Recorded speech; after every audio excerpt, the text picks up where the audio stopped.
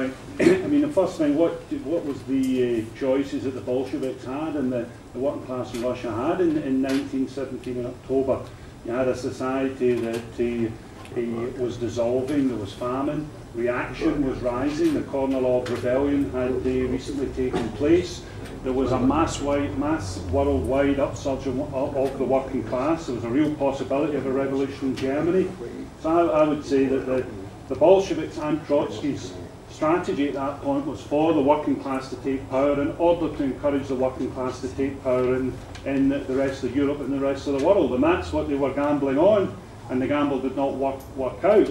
But, I mean, if they hadn't taken that gamble and they tried to dampen down the self-activity of the Russian working class, in all probability the Russian working class would have been massacred by a fascist-type movement that would have tried to restore the monarchy. So they were in a situation where the working class had risen and they had to try and save the revolution in Russia by spreading it worldwide, and that didn't work out. And unfortunately, the counter-revolution took the form of Stalinism, and the working class was atomized under the Stalinist system, which I think everyone here is probably in agreement was not a socialist system.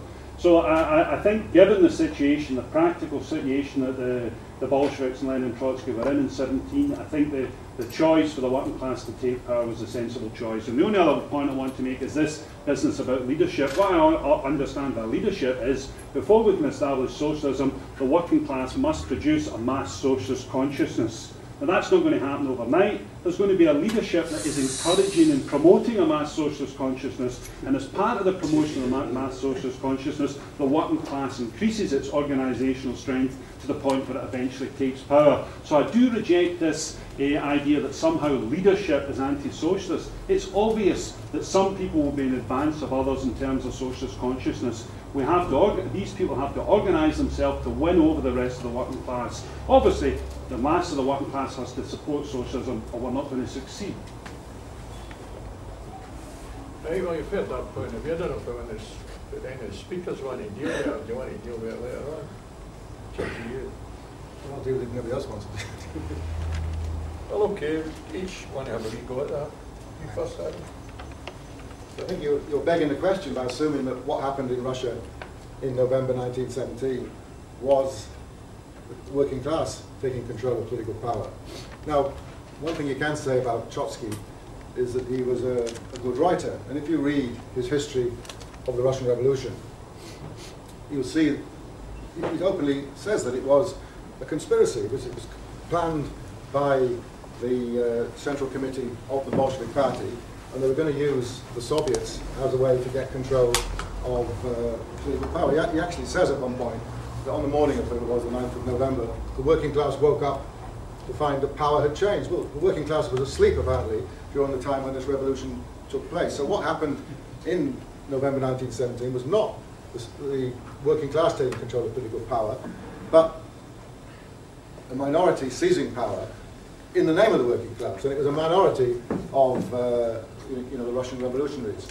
Now, I don't know, you can have these what-if situations. What if the Bolsheviks hadn't taken power? I don't know what would have happened. What you said could have happened, but there could easily have been a coalition government of all the anti-Tsarist parties and so on. But you yourself have made the important point that it was a gamble. Lenin justified to himself on the grounds that there was going to be a revolution in Germany, there was going to be a revolution in France, there was going to be a revolution in England. But there wasn't. There wasn't any prospect of that if you could analyse what the situation was in those countries. In the general election in England or Britain at that time, it was called the khaki election. Any candidate with a major's uniform or who'd been fought in the war was overwhelmingly elected, and people that had been opposed or lukewarm to the war were defeated. The same thing happened in France. They called it the Red, White and Blue Horizon election.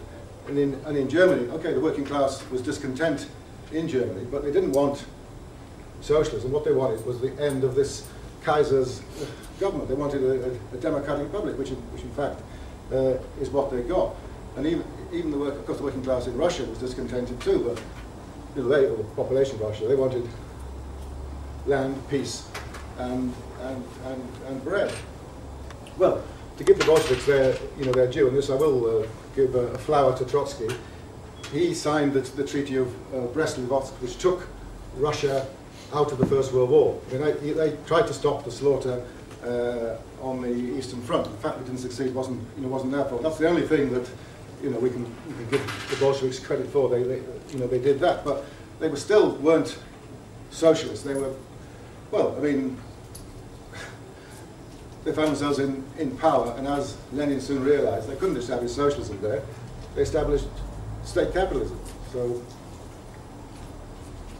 well, I'll deal with the question of leadership when we come to the end of the discussion. Johnny, if I go at that hill before I ask somebody else. Yeah, the 2 points raised. I'll try and very quickly refer to each one. 2 points. The first point was what actually happened in 1917. I think Adam is actually wrong in this. The fact is, the Soviets, however you want to put it, did actually support the taking of power. There was a vote, they did support the thing.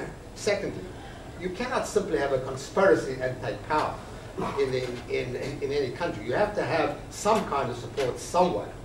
In this instance, the army supported them.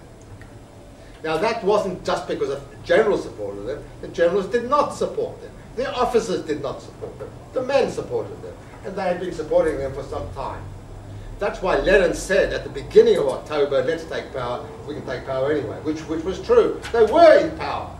The army supported them. In any power situation, they were in power. When they actually took power in October, as you know, it was in Leningrad, in Petrograd, it was actually virtually bloodless because they were supported. Now the idea the working class didn't support them at the time is just not true. They did. Now the question is, what do you mean by support? They were all sleeping?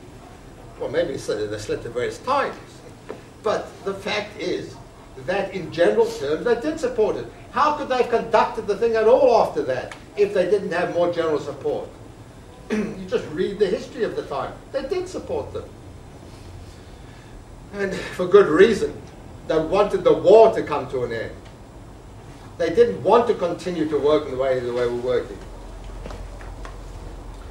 And you could say that Bolshevik didn't continue the promise of democracy, but that was one of the promises in terms of the Soviets. That's what they wanted.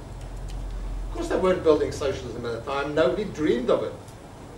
Now, even on that point, I'm sorry, I'll just briefly refer to what Adam had to say about Trotsky talking of state capitalism in the revolutionary trade. I'm sorry, I know that those passages extremely well, because I was also worried by them, and various people have referred to them, but read them in context. He is saying, if we take power away from Stalin, if we now are in the Soviet Union, Trotsky or the left or socialists are in power, this is what we will do. He is not saying this is socialism. Trotsky is absolutely explicit that there can be no market in socialism. There's a debate I've often referred to in 1924 between Preobrazhensky, who of course was a member of the left opposition, and in effect the Stalinists, and Preobrazhensky and Bukharin, by the way, are both saying in socialism there cannot be a market. And they don't make a distinction there between socialism and communism either. That kind of distinction, socialism and communism distinction, is in fact a Stalinist distinction. The fact that various other